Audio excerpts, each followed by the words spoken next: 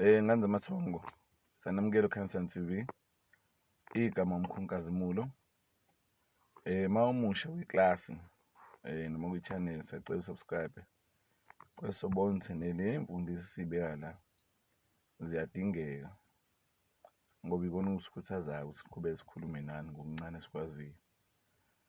Nganza amathongo le dalo lezi ngigqokile lezi le njeti nayelibhaleni lomnguni alihlukani ngimali indawo ngizoyibeka kanjani. Phambilini iklasi ngike ngathinta isigaba sabalozi kumuntu ongazi noma usekhohliwe, abalozi bahlukene kabili. Kukhona laba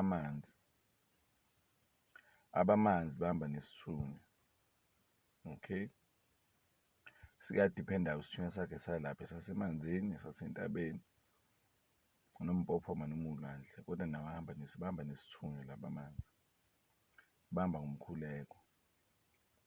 Kodwa futhi laba manzi bayahamba nesimo sobungoma noma ubunyanga bamanzi okuyizipho, okay.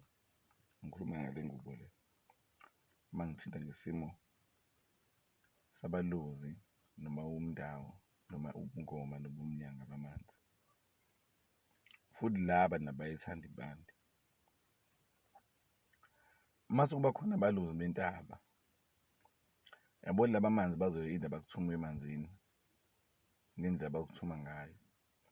Mase khona labene bentaba abalozi, njengoba ngile ngoba lihlukane nje,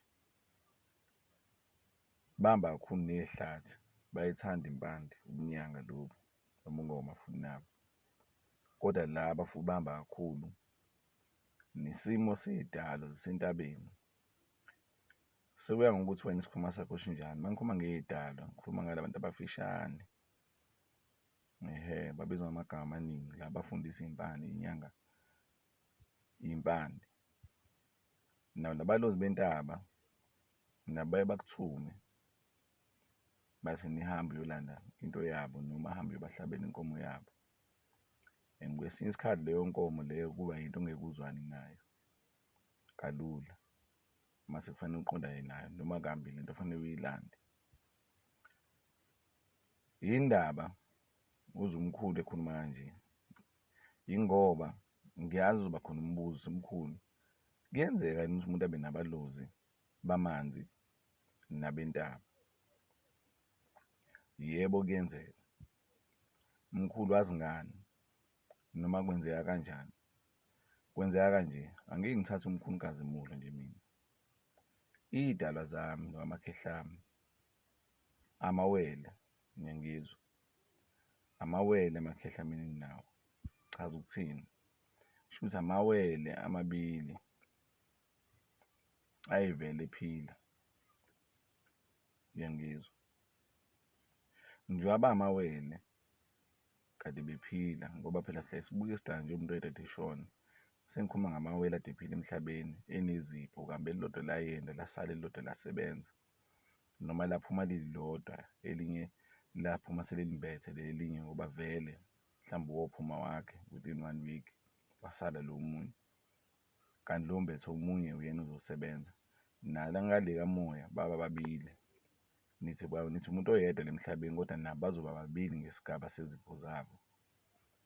Naw uma unamakhehla amawele uthi wena usuyesithathu, athi umuntu omkhulu, ngiyazibona ngihamba nabantu abawu-2 abafana nami, ngize mina ngibe wesithathu ngathi siwu-3.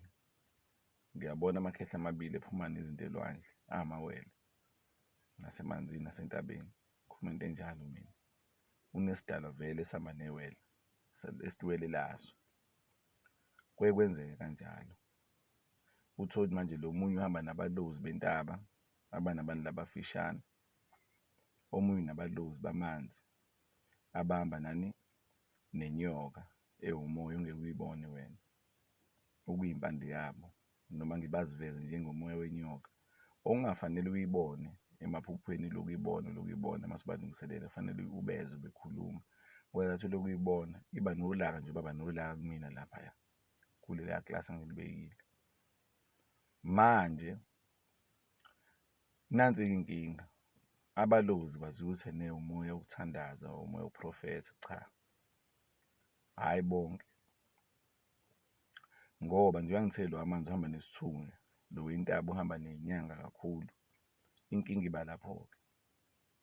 Phela mina ngikhumbula kahle kusasebenza kahle iy'thunywa ngala, kusebenza bona laba abahamba ney'thunywa laba amanzi. Kodwa sekufika isigaba sokuthi ngoba sekufika iy'nyanga laba bentaba, ngoba nabo labagqoka umndawo kukhona ubunyanga bamanzi. Ngoba phela ubunyanga izangoma nazo lezi, sekuthi kuphi okuphakeme, njengemino nje ayilingene. Kuya ngokuthi kuphi osuke kuphakeme kulokhu kakhulu. Kungenzeka kuphakame ukuthandaza kulokhu, kuphakame ubunyanga ngala. Kungenza kuphakame ngala ubunyanga nobunyanga, kuyenzeka kanje ngokuhamba kwesikhathi. Ngikwazi ngani lokhu? Mina ngiyinyanga ngithanda ukuthandaza ngoba ngikhulele ngisalukwazi ugogo ethandaza kakhulu. Kodwa nje sekufika isigaba la ngeke ngichaze kakhulu la bentaba ngoba ngiyabasaba, Nkosi yami. Ngase ngakhuluma kakhulu kulenye ividiyo, ngabona ngibuye ngihoxise ezinye izinto. Izinto fanele ubuzibike phela emsamu, awukhulumi nje ngiqeqetheke. Ngabona ukuthi mase ngikhuleka, sengiba lungiselela, sengikhuleka, ngayiphambanisa into. Mina ngumuntu othanda ukuthandaza. Hawu, ngiyathandaza ngiyakhula. Sengiplana ukukhuleka manje, ngiyakhumbula kahle lolo suku ngoba kwafika nje ukuthi hhayi, angeke ngivakashele omunye umakhosi. Mangimvakashele wathi, hhayi mkhulu, njengoba uhlangana nami la entabeni bengithandaza, nawe kade sakugcina entabeni, awukuthandaze phela. Kunje uthandaze khona ethi mina akuthandaze mase uyalala ubheka phezulu. Mina hhayi ngizofika ekhaya ngikwenze lokho. Hhayi ngifike ngisho ukuthi hhayi ngizofika ngithandaze ngempela. Ngibuye ngithi hhayi ngoba ngikhathele, kusasa showcase ngizovuka ngithandaze. Ngilale. Mangilala sengiyazibona ngila esontweni. Ngiyaguqa nje ngamadolo, angene amakhehla amabili aphethe imikhonto namahawu. Awulaka. Usuthandazile? Hhayi, kimina ngiguqe phansi ngihlanganise izandla kanje zombili. Kimina hhayi, angikathandazi. Kwathiwa yehlisani imikhonto namawisa. Baphuma bahamba. Ngiyiphahlele into ngiyibuze ila ngithole khona-ke ukuthi idlozi noma ubunyanga noma umngoma noma iy'dalwa lezi ezithinta iy'mpande azizwani zonke ngomthandazo. Hhayi zonke zizwana ngomthandazo. Ngichaza ukuthini? Inkinga ihambe uyishabelaphi la. Uthatha iy'tabutabu, amafutha, uthatha iy'mpande, uyathandaza wena. Laba abayinyanga nalaba bephatha iy'mpande, amakhubalo namafutha babangela umsindo, bayazi abayifuni lento leyo. Ungathi wena uma ukhulekela iy'washo zakho ungazikhulekela lapha iy'washo zakho uma ufuna ukukhuleka ugqoke lezo ngubo zey'washo. Uma kuwukuthi unawo lowo mluzi lo wamanzi. Uma kuthiwa khona umlozi futhi wentaba noma mhlawumbe iy'dalwa zentaba, abantu abathanda iy'mpande. Mase uyakubona uthemeleze, ushise impepho nje ukhulume, hhayi ukuthi uthandaze. Ngoba bona bafuna ukukhuluma uthinte loyo muthi loyo. Hhayi lonke idlozi liyawuthanda umthandazo. Yingakho la iphambana khona imfundiso kuthiwa fanele ubhalansise isithunywa nedlozi. Kwesinye isikhathi isithunywa phela size kuwena ngoba sithunyiwe. Mase ufikile umyalezo kuwena waxhumana nomuntu akade esithumile isithunywa. Kwesinye isikhathi akusona esuke sisebenza phambili, akusho ukuthi ngesiyeke ukuthunywa. Uyangizwa? Njengengane ekhaya iyeke ukuthunywa ingane. Ihlala ithunywa njalo kodwa kuyona esuke uphethe umsebenzi waloko kuthunywa. Isuke iyosho ka-next door kukhonani, mase umzali axhumane nalo muntu ka-next door. Mase kufanele idlozi lixhumane nawe, wena ugxila kakhulu kwisithunywa. Abanye bayagula, omunye ashaywe i-stroke, abone idlozi lile limdedelele ezitheni. Ayikho into ukuthi iyabhalansisa, ayikho into enjalo. Ayikho into enjalo. Kukhona umuntu oyinhloko kulaba kuwena. Yebo, isithunywa nedlozi siyabambisana ukuthi isithunywa siyathunywa, ingakuthiwa i-messenger. Kodwa uma ithunywa yidlozi, wena waxhumana nedlozi, selikhuluma direct kuwena, seliyakukhombisa ilona ephethe umsebenzi. Kuyinkinga-ke uma sithinta izinto zedlozi, amafutha, iy'tabutabu, uthinte iy'mpande la, usuyazikhulekela kanti idlozi lakho inyanga lezi ezinzima kabi. Kuke uzazi inzima kanjani, zazikwazi ukukhandana zikuphi isikhwama esinjani. Unempande wena oyilanda emanzini eyi-spiritual snake yedlozi enzima kabi, uzothandaza la noma entabeni. Abakufuni lokho, abakutsheli abanye ubona ngasekubheda izinto. Futhi uma ngithinta isimo sokuthandaza, yingakho phela abanye baze bahlukanisele o-round babe u-2, hhayi ngoba umuntu esuke ethanda ukuthi atshakadule nje amoshe imali.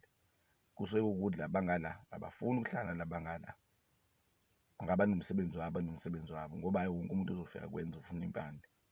Kwesinye isikhathi noma usubahlanganisile, uthe ubahlanganisile bahleli la ku-round oyedwa, kodwa nje kuloyo round oyedwa munye umuntu osebenzayo yidlozi elazima ukusebenza lalithuma lo namanje futhi lisamthuma, kodwa nje bethune nje akaphethe umsebenzi ukuthi aphilise noma ahlole. Yidlozi elizobhula la, yidlozi ezokwenza lokho.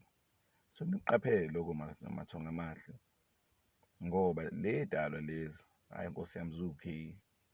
Hhayi ngiyabona wonke la amanye amajazi abalulekile nawo, kodwa i-foundation ile nazi iy'mpande, ngoba akuhlukani lokhu kokubili, akukancane akuhlukani, ngoba umnyanga umngoma. Uyazibona inyanga igqwende ey'bovu, uyazibona izangoma ezigqwende ey'bovu, uyazibona izangoma ezigqoke kanje, khona futhi ney'nyanga ezigqoka kanje, iy'mpande lezi futhi nomkhuleko ukhona futhi la.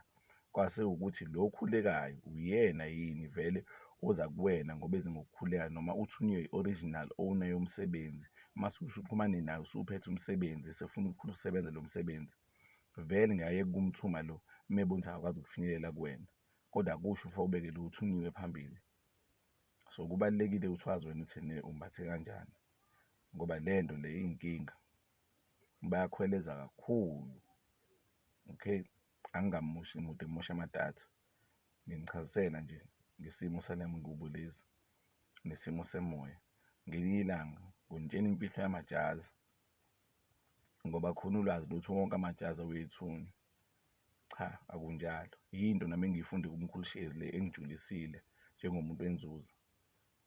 Kukhona amajazi angawona ethunywa. Angangiyeke leyo nkulumo, mhlawumbe uyikhiphe eklasini yena.